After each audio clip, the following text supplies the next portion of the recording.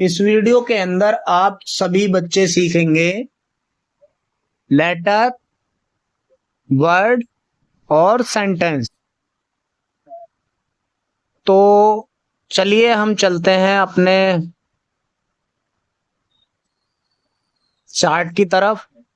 तो जैसा कि इस चार्ट को आप देख पा रहे हैं, ये हिंदी में है और ये इंग्लिश में है। तो सबसे पहले हम इंग्लिश से समझते हैं।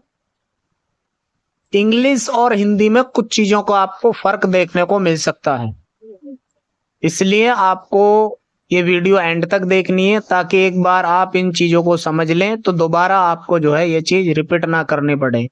एक ही बार में अच्छे से समझ आ जाएगी अगर आप ये वीडियो पूरा एंड तक देखते हैं। तो कोशिश करेंगे कि ज्यादा लंबी वीडियो ना बने और वीडियो के अंदर बेहतर तरीके से समझाने की भी मेरी कोशिश रहेगी। तो आप सभी बच्चों से गुजारिश है कि इसको आप जो है ध्यान और तवज्जो के साथ वीडियो को एंड तक देखें। तो चलिए शुरू करते हैं। इंग्लिश लैंग्वेज यानी अंग्रेजी भाषा। लेटर, लेटर देखिए, लेटर जो है वो अक्षर होता है। लेटर क्या है? अक्षर है। जैसे यहाँ ए बी सी, ए अलग लेटर है, बी अलग लेटर है, सी अलग लेटर है, डी अलग लेटर है। यानी ये सारे जो लेटर हैं ये अलग अलग हैं। इन सबको गिनोगे तो लेटर्स बोलेंगे, अगर एक सिंगल है तो उसको लेटर बोलेंगे। ठीक है। तो यहाँ पे देखिए कि a letter is a smallest part of a language, यानी भाषा का सबसे छोटे से छोटा हिस्सा जो है वो लेटर कहलाता है। इसी तरीके से अगर हम हिंदी भाषा की बात करें तो हिंदी भाषा में इसको हम जो है वर्ण बोलते हैं, लेटर्स। इसमें क्या है, वर्ण भाषा की सबसे छोटी इकाई होती है, जैसे आ ई का खा गा।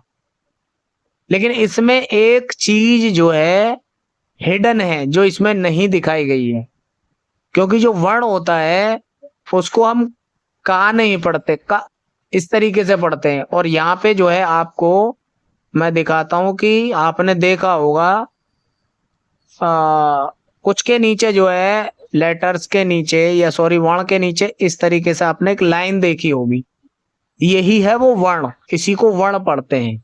यानी हिंदी भाषा की सबसे छोटी इकाई या सबसे छोटा पार्ट या हिस्सा। ठीक है जी। अब हम बात करते हैं आगे। तो लेटर हमें समझ में आ गया, वर्ण हमें समझ में आ गया। तो इसमें जो है आपका ये जो है ये हमारे स्वर कहलाते हैं, इसकी बात हम आगे करेंगे। और ये जो हमारे हैं ये हमारे व्यंजन कहलाते हैं, यानी का से और ज्ञा तक व्यंजन है और आ से आ काली तक ये हमारे स्वर के अंदर आते हैं। तो हमें लेटर समझ में आया कि ए बी और आपका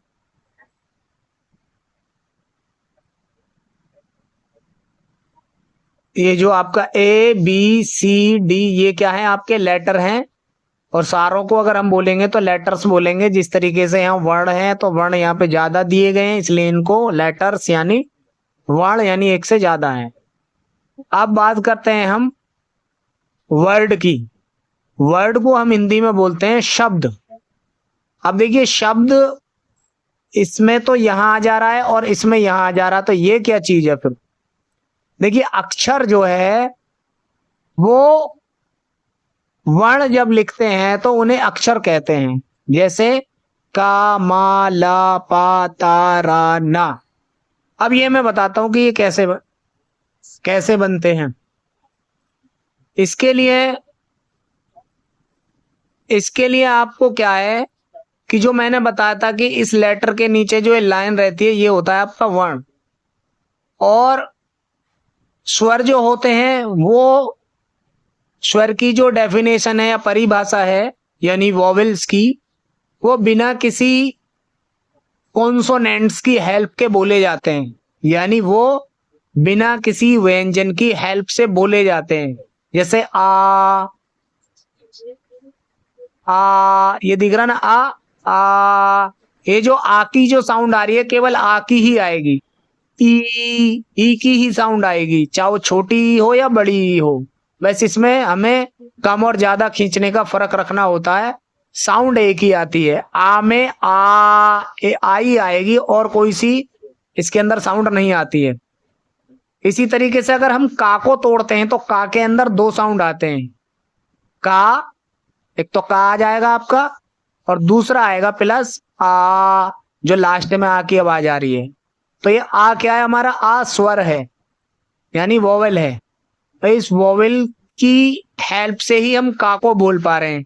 अगर हम इसको वर्ण बोलेंगे तो वर्ण को का भाई इतना बोल पाएंगे, क्योंकि जब हमने इसमें आ मिला दिया यानी स्वर मिला दिया तो इस स्वर की हेल्प से बोले जाने वाले जो वर्ण हैं उन्हीं को हम अक्षर कहते हैं। ठीक है, तो ये का प्लस आ मिला यानी का जो है इस तरीके से लाइन होगी, का प्लस आ बराबर इसको पढ़ेंगे का। और अगर ये लाइन हटी हुई है तो समझ लीजिए इसके अंदर हमारा स्वर ऐड हो रखा है, इसीलिए हम इसको जो है का पढ़ते हैं। अगर हमारी ये लाइन ऐड हो रखी है, जुड़ी हुई है, तो इसको हम का इतना पढ़ेंगे। तो यही हमारा वर्ण होता है। और वर्ण के साथ जब हम स्वर को मिलाते हैं यानी व्यंजन के साथ जब हम स्वर को मिलाते हैं तो हमारा बन जाता है का, यानी ये जो लाइन है ये हमारी हट करके फिर हमारा सीधा ये का बन जाता है। समझ में आया? इसी तरीके से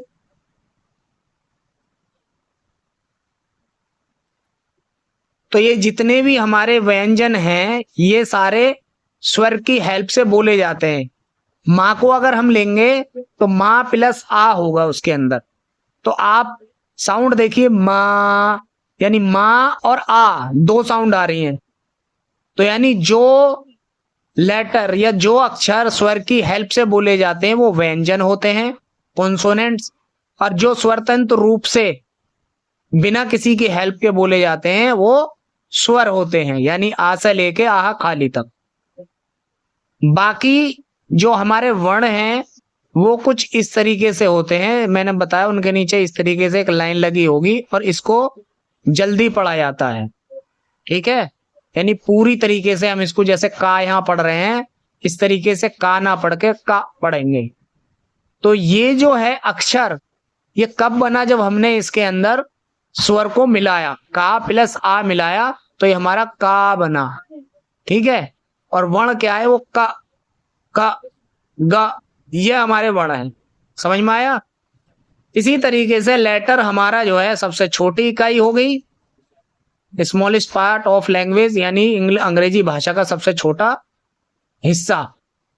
और वर्ड हमारे, a word is made up of one और more letter that have a meaning word, यानी एक या एक से अधिक जब हमारे लेटर्स ऐड हो जाएंगे या जुड़े होंगे या उनसे मिलकर के जो हमारा ये बनेगा वर्ड बनेगा तो ये हमारा वर्ड कहलाएगा। क्या कहलाएगा? वर्ड। वर्ड बोले तो शब्द। अब देखो इसके अंदर अगर हम लेटर की बात करें, ए एक लेटर है, डबल पी दो लेटर हो गए तो यानी 3, और एल एक ही हो गया 4, और आई ई एक हो गया 5। यानी इसके अंदर ओवरऑल यानी टोटल जो लेटर हैं वो कितने हैं हमारे? 5 लेटर हैं। 5 लेटर से मिलकर के एक वर्ड बना है। क्या बना है? वर्ड बना है। ठीक है, इसको वर्ड बोलते हैं। लेटर से मिलकर के जो हमारा एक वर्ड बनता है, शब्द बनता है, उसी को हम वर्ड बोलते हैं। इसी तरीके से यहाँ पे देखेंगे हिंदी में 2 या 2 से अधिक अक्षरों को मिलाकर जो अर्थपूर्ण समूह बनता है उसे शब्द कहते हैं। अर्थपूर्ण का मतलब ये है मीनिंग का मतलब हो उसका कुछ। ऐसा नहीं कि बस आपने कुछ भी ऐड कर दिया, यानी आपने ऐड कर दिया एक्स जेड आई, इसका कोई मतलब है एक्स जेड आई का? नहीं है। तो ऐसा नहीं होना चाहिए, यानी उसका कोई ना कोई मीनिंग या मतलब जरूर बन रहा हो, उसको हम वर्ड बोलेंगे। इसी तरीके से आप यहाँ पे देखेंगे 2 या 2 से अधिक अक्षरों को मिलाकर के जो अर्थपूर्ण समूह बनता है उसे हम शब्द कहते हैं। जैसे का मा ला, का एक अक्षर हो गया, मा एक अक्षर हो गया और ला एक अक्षर हो गया, ये हो गया कमल। तो कमल क्या होता है? एक फूल होता है, तो इसका अर्थ है ना, ऐसी घर, घर घर क्या है? एक घर होता है, तो इसका भी अर्थ है। तो इसी तरीके से हमारा हिंदी और इंग्लिश में जो, इंग्लिश में वर्ड और हिंदी में शब्द जिसका कोई अर्थ निकलता हो, दो या दो से अधिक लेटर या दो या दो से अधिक अक्षर मिलकर के जो एक नए शब्द का या वर्ड बना रहे हैं या वर्ड बनता है, जिसका कोई मीनिंग या मतलब होता है, वही हमारा वर्ड कहलाएगा इंग्लिश में, और हिंदी में हमारा शब्द कहलाएगा। ठीक है जी, आगे बढ़ते हैं हम। तो आगे अब देखेंगे वाक्य, यानी इंग्लिश में सेंटेंस। सेंटेंस क्या है? A sentence is a group of words that give a complete meaning. ये जो एक वाक्य जो है उसके अंदर क्या है? वर्डों का समूह है। वर्डों का क्या है? समूह है। देखो दिस क्या है? ये एक वर्ड है। दिस क्या है? एक वर्ड है। इस क्या है? क्योंकि दो या दो से अधिक, ये भी एक वर्ड हो गया। ए क्या? ये एक लेटर माना जाएगा। और ये वाला क्या है हमारा? बुक, ये हमारा एक वर्ड है। तो इसमें ओवरऑल 3 वर्ड और एक लेटर ऐड हो रखा है, तो इससे मिलकर के एक हमारा सेंटेंस, वाक्य, जिसका कोई मतलब हो, जिसका कोई मतलब हो या कोई बात हमें समझ में आ रही है, कोई बात कही जा रही है, वही हमारा जो है वाक्य कहलाएगा, सेंटेंस कहलाएगा। ठीक है, जैसे दिस इज ए बुक, यह एक किताब है। यानी हमने इस सेंटेंस से समझा कि यह एक किताब है। अगर हम केवल इसको ये लेते एक किताब, तो एक किताब से हमें ये नहीं समझ में आ रही कि इससे हमें क्या समझाया जा रहा है। ठीक है, और मिसाल के तौर पे आगे हम ले लें दिस इज, तो यह है। अब यह है क्या है जी? कुछ समझ में नहीं आ रही। जब हमने इसको पूरा किया, एक लाइन बनाया, दिस इज ए बुक, यह एक किताब है, यह एक किताब है, तो ये हमारी एक लाइन हुई, ये हमने एक वाक्य बोला। ठीक है, इसी तरीके से आप इसको समझेंगे, द कैट इज सिटिंग, यानी बिल्ली क्या है? बैठी हुई है। ठीक है, बिल्ली क्या है? बैठ रही है। बिल्ली क्या है? बैठ रही है।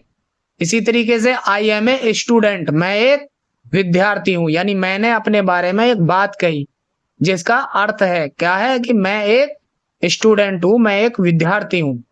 इसी तरीके से बिल्ली बैठ रही है। ठीक है, तो ये एक हमने बात कही।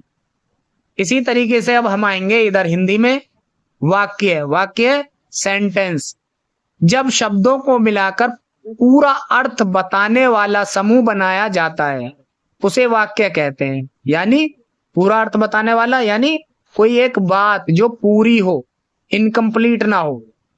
जैसे मैं मान लो राम कहता हूं, तो राम से मुझे आगे की बात समझ में नहीं आएगी कि राम क्या, राम के बारे में क्या है भाई। तो अब हम जब इसको आगे पढ़ेंगे, राम स्कूल जाता है, तो हमें राम के बारे में क्या बात पता चली? कि राम कहाँ जा रहा है? स्कूल जाता है।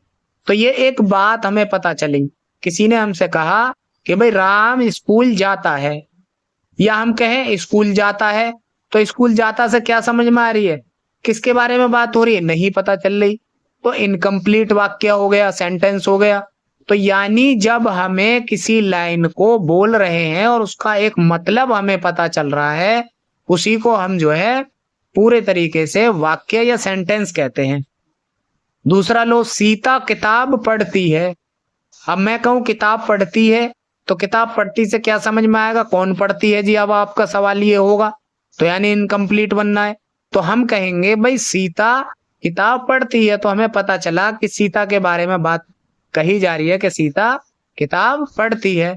इसी तरीके से सूरज रोज उगता है, यानी सूरज क्या है? डेली निकलता है। तो अभी अगर हम बात करें यहाँ की, तो यहाँ पे देख सकते हैं कि लेटर हमारे जो है ए बी सी या का खा गा आ ई उ ये हो सकते हैं। वर्ड एप्पल, सेब, ठीक है, कैट, बॉल, बुक, ये क्या है? हमारे सारे वर्ड हैं, शब्द। इसी तरीके से सेब, कमल, घर, पेड़, ये क्या है? हमारे शब्द हैं।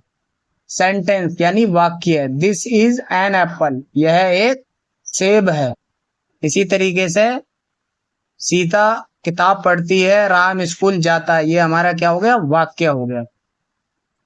तो इस तरीके से हम समझते हैं लेटर यानी ए बी सी डी, ये अलग अलग एक दो तीन चार इस तरीके से लेटर पढ़े जाएंगे इनको 1 2 3। और लेटर जो है सबसे छोटा हिस्सा होता है अंग्रेजी भाषा का। इसी तरीके से वर्ण जो है हिंदी भाषा का सबसे छोटा होता है, और उसके बाद उसमें स्वर की हेल्प से इसको का बनाया जाता है, व्यंजन को बनाया जाता है, ताकि पूरी तरीके से हम का पढ़ सकें, वरना का इस तरीके से पढ़ना पड़ेगा। वर्ड यानी हमारा लेटर का जो है दो या दो से अधिक लेटर मिलते हैं, 1 और मोर लेटर जब हमारे जुड़ जाते हैं या उनको हम जोड़ लेते हैं, ऐड कर लेते हैं, तो हमारा जो है वर्ड बनता है। इसी तरीके से 2 या 2 से अधिक अक्षरों को मिला करके जिसका अर्थ भी हो वो हमारा शब्द बनता है। सेंटेंस यानी कोई वाक्य, कोई बात जो हम पूरी कह रहे हैं। इसी तरीके से यहाँ जब शब्दों को मिला करके हम जो है कोई वाक्य बनाते हैं, तो उसको जिसका अर्थ भी हो तो उसे हम सेंटेंस या वाक्य कहते हैं। सो थैंक्स फ्रेंड, इस वीडियो में इतना ही। ये वीडियो अगर पसंद आई तो लाइक शेयर जरूर करें और कमेंट लिखें, और नए टॉपिक से नई उस पर वीडियो आपको मिलती रहेंगी। ध्यानपूर्वक देखते रहें, पढ़ते रहें, आगे बढ़ते रहें। So thank you.